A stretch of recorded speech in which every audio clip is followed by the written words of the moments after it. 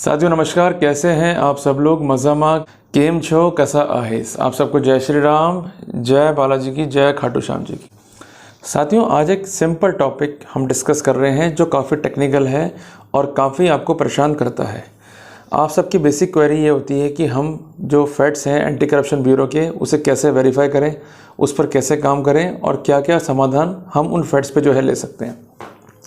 Basically एक बात सोचना और समझना कि जो ट्रैप होते हैं क्या वो जेन्युइन है, क्योंकि जेन्युइन ट्रैप तब जेन्युइन कहलाएगा जब एक प्रोसीजर जो कानून का है और वो प्रोसीजर जो कानून से अप्रूव्ड है उसको फॉलो किया गया। आपको मैं एक बात स्पष्ट करना चाहता हूँ, भारतीय संविधान का आर्टिकल है 21 जो ये कहता है कि right to life and liberty is quite important. तो राइट टू लाइफ और लिबर्टी में क्या है कि जो प्रोसेस लेंगे it should be a due process, means ऐसा प्रोसेस जो लीगल है और लॉ से अप्रूव्ड है। अगर ऐसा नहीं है तो किसी भी रूप में प्रोसीडिंग्स को जेन्युइन नहीं कहा जा सकता।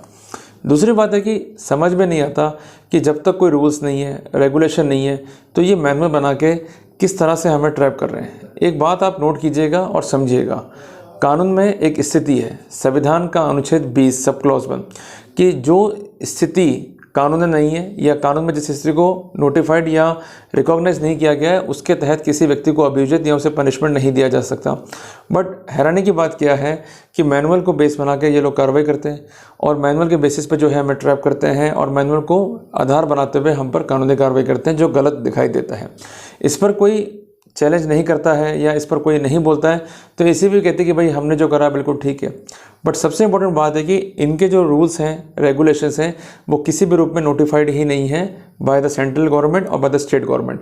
जबकि आप PCAct देखेंगे तो उसमें लिखा हुआ है कि कोई भी नियम कायदे कानून बनेंगे इस एक्ट के संचालन के लिए तो उसे कंसर्न पार्लियामेंट या कंसर्न लेजिस्लेचर द्वारा नोटिफाइड करना होगा। अगर ऐसा नहीं है तो ये आर्टिकल 246 संविधान का उल्लंघन है।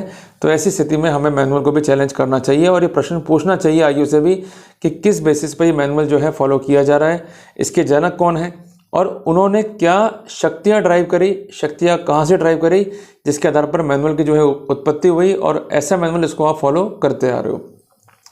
सबसे इम्पोर्टेंट बात यह है कि फैक्ट पर कैसे काम करें और फैक्ट को जो है हम कैसे वेरीफाई करें। साथियों कुछ दिनों पहले मैं गया था हैदराबाद, मैं गया रामाजी राव स्टूडियो। वहाँ जाके मुझे मालूम पड़ा कि VFX जो है कैसे डाले जाते हैं पिक्चर में और किस तरह से जो है वर्कआउट होता है।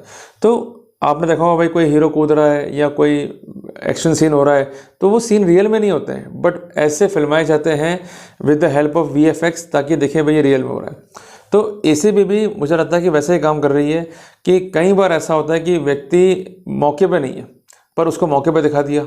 कोई व्यक्ति किसी फैक्ट को देख ही नहीं पा रहा है। मैंने कई बार ऐसे केस भी देखे हैं कि जहाँ पर जिस जगह पर शैडो विटनेस खड़ा है और जिस जगह परिवादी और आरोपी हैं बातचीत कर रहे हैं उस कंसर्न पोजीशन में, मीन्स जहाँ परिवादी और आरोपी है और जहाँ पर वो शैडो विटनेस है बीच में एक दीवार है, उसमें ना तो कोई गेट है और ना ही कोई विंडो है, उसके बावजूद भी शैडो विटनेस देख पा रहा है और सुन पा रहा है और करीबन 300 मीटर 200 मीटर दूरी पे खड़ा है शैडो विटनेस। तो ये पॉसिबल नहीं है, खासकर ऐसे एरिया में जहाँ बहुत शोर शराबा है, खासकर ऐसे एरिया में कि जहाँ पर ये प्रैक्टिकल पॉसिबल नहीं है कि आप 10 मीटर दूर खड़े व्यक्ति की भी जो है आवाज़ को प्रॉपर सुन पाएँ और उस पर जो है निष्कर्ष निकाल पाएँ। तो ये सब विचारणीय बिंदु है जिसको हमको दिमाग में रख के चलना होगा। साथियों एक बात आप नोट कीजिएगा और समझिएगा, फैक्ट क्या है कि जो कुछ भी हम कंसीव कर सकते हैं सेंसेस से, बेसिकली एविडेंस का एक माइक्रोस्कोपिक फॉर्मेट है फैक्ट। जैसे मैंने कहा कि A ने फला काम के लिए मुझसे पैसे मांगे और मैं जब A के पास गया तो उसने डराया, धमकाया और कहा कि पैसे नहीं दिए तो काम नहीं होगा। ये एविडेंस नहीं है, मैं बार बार कह रहा हूँ, इसको आप नोट डाउन कर लीजिए। ये एविडेंस नहीं है, basically these are the facts, ये तथ्य हैं।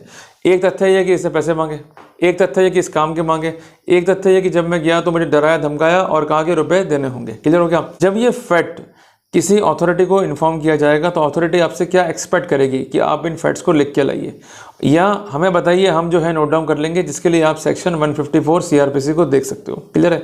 बहुत सिंपल सी बात मैं आपको बताना चाह रहा हूँ। उसके बाद उन फैक्ट्स पर ड्यूटी होती है कंसर्न IO की कि आपके बयान रिकॉर्ड किए जाएं ताकि उन फैक्ट्स को वेरीफाई करें।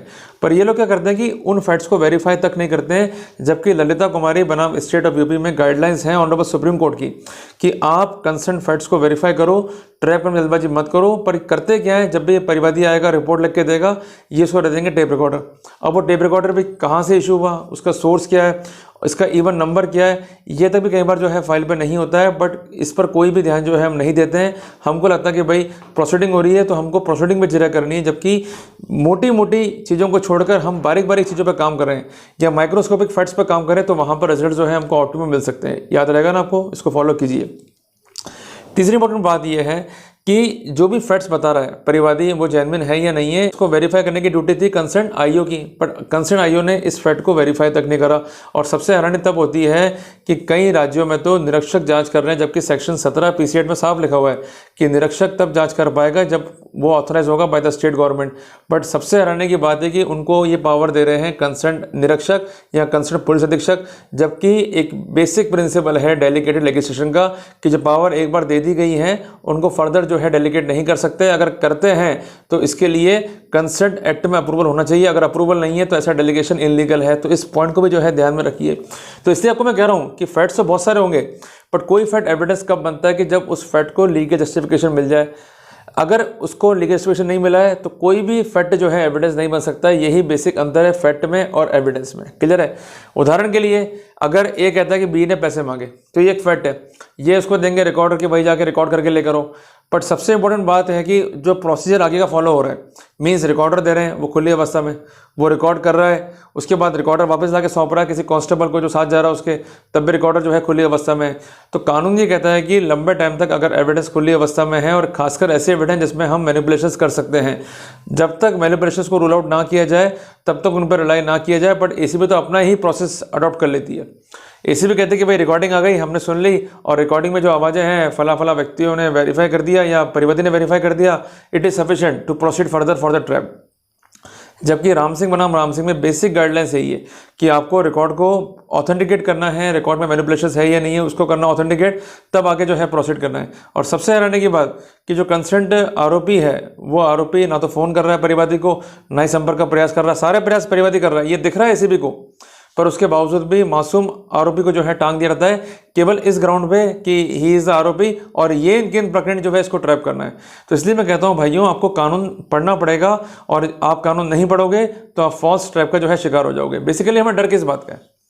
आज एंटी करप्शन ब्यूरो है, ठीक है, वो कार्रवाई कर रहे हैं, आपको डर सिर्फ इस बात का है कि आप पब्लिक सर्वेंट हो, आपकी जॉब चली जाएगी और आपको ये सिखा दिया गया है आपके वकीलों के द्वारा, अरे भाई पंगा मत लेना, लफड़ा हो जाएगा, believe in ACB they will do justification. ऐसा नहीं होता है। अगर आप अपना पक्ष नहीं रख पा रहे हो, आपका पक्ष कमज़ोर है, आप रेसिस्ट नहीं कर पा रहे हो एविडेंस को, तो वहाँ पर आपके लिए जो है दिक्कतें होंगी यदि आप खामोश हो। इसलिए मैं कहता हूँ कि फैक्ट को एविडेंस में कन्वर्ट मत होने दो।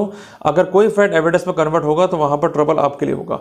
तो लीगल जस्टिफिकेशन की जो थ्योरी है जो आती है एविडेंस साइड से, उस पर हमें काम करना है और फैक्ट्स को हमें डाइल्यूट करना है इस तरीके से ताकि फैक्ट्स जो है सस्टेन नहीं हो पाए और फैक्ट्स में जो है विरोधाभास रहे और फैक्ट्स जो है आपस में कन्फ्लिक्ट करें। अगर फैक्ट्स कन्फ्लिक्ट करेंगे तो वहाँ पर वो जस्टिफिकेशन खो देते हैं और वो अपने आप में ही इनएडमिसिबल हो जाते हैं एविडेंस में। इस बात की पुष्टि के लिए आपको मैं एक बात स्पष्ट करना चाहता हूं कि आप सबसे पहले 145 इंडियन एविडेंस एक्ट का जो है निकाल के पढ़िएगा। उसमें हमें कई प्रोटोकॉल दिए गए हैं to impeach the credit of the concern witness. एक जजमेंट था प्रमोद बनाम स्टेट ऑफ झारखंड का, जजमेंट है 16/11/2022 का। उसमें झारखंड हाईकोर्ट डिस्चार्ज किया आरोपी को रंगे हाथों पकड़ने के बावजूद भी। कोर्ट का कहना यह था कि फैक्ट क्या है कि इस व्यक्ति ने पैसे मांगे, इस काम के लिए मांगे, इसको पैसे दिए गए और रंगे हाथों पकड़ लिया टीम ने। पर सबसे इंपॉर्टेंट बात यह है कि इस केस में कोई आई एविडेंस ही नहीं है। तो कानून क्या बोलता है कि फैक्ट को कॉर्पोरेशन चाहिए। वो कॉर्पोरेशन कौन देगा? विटनेसेस। जब कॉर्पोरेशन नहीं है तो वो फैक्ट एडमिसिबल नहीं होंगे। दूसरी बात यह है कि सोल टेस्टिमनी भी कॉर्पोरेट कर सकती है, बट उसके लिए कई पैरामीटर देखने होंगे कि पेंडेंसी ऑफ वर्क क्या है, मोटिव क्या है और कॉन्स्टेंट कम्युनिकेशन क्या है, कैरेक्टर क्या है कंसर्न कंप्लेनेंट का। कई बार ऐसा होता है कि परिवादी जो है हैबिचुअल है, लगातार जो है ट्रैप करने में बिलीव करता है, तो वहां पर उसकी हम जो क्रेडिट है उसको भी इम्पीच कर सकते हैं by using the instrument of section 145 of the evidence act. और इस केस में भी कोर्ट ने इस इंस्ट्रूमेंट को यूज किया और ये लिखा कि इस केस में परिवादी जो है हैबिचुअल है तो उसका कंडक्ट जो है इम्पीच हो रहा है by section 145 of the evidence act. दूसरी बात देयर इज नो कॉर्पोरेशन। तीसरी बात पेंडेंसी वर्क नहीं है तो मोटिव जनरेट नहीं हो रहा है। और पांचवी बात रिमोट चांस है कन्विक्शन के। तो जब ऐसी स्थिति है तो वहां पर चार्ज फ्रेम करना, ट्रायल चलाना अपने आप में ही अनजस्टिफाइड है, तो कोर्ट ने वहां पर डिस्चार्ज के आदेश करे।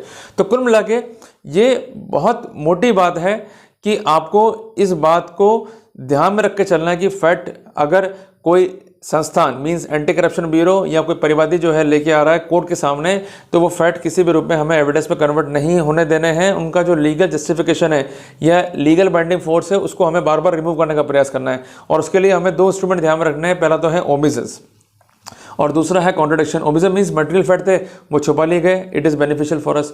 और दूसरी बात है कि जो फैक्ट बता रहा है परिवादी और जो बता रहे हैं अन्य गवान, उसमें जो है मिसमैच है, तो वहाँ भी हमको जो है फ़ायदा मिल जाएगा। तो इस बात पर जो है हमको विशेष ध्यान रखना है। और आखिरी बात ये है कि अगर कॉर्पोरेशन नहीं मिला फैक्ट्स को प्रॉपर तरीके से या विरोधाभास है या ओमिशंस है, तो उस कंडीशन में हमें डेफिनेटली फ़ायदा मिलेगा और वहाँ पर हम ईजिली जो है केस को कॉन्टेस्ट भी कर पाएंगे और अपनी बात को रखते हुए हम जीतेंगे भी। तो इसलिए प्रॉब्लम में आने की बजाय, परेशान होने की बजाय चीज़ों को समझो, क्लियर रहो कंसेप्चुअली और वर्कआउट करो, वहाँ पर हमें कोई दिक्कत नहीं आनी। क्लियर हो गया? तो जल्दी मिलते हैं पर एक नए टॉपिक के साथ। टिल देन जय हिंद, जय भारत।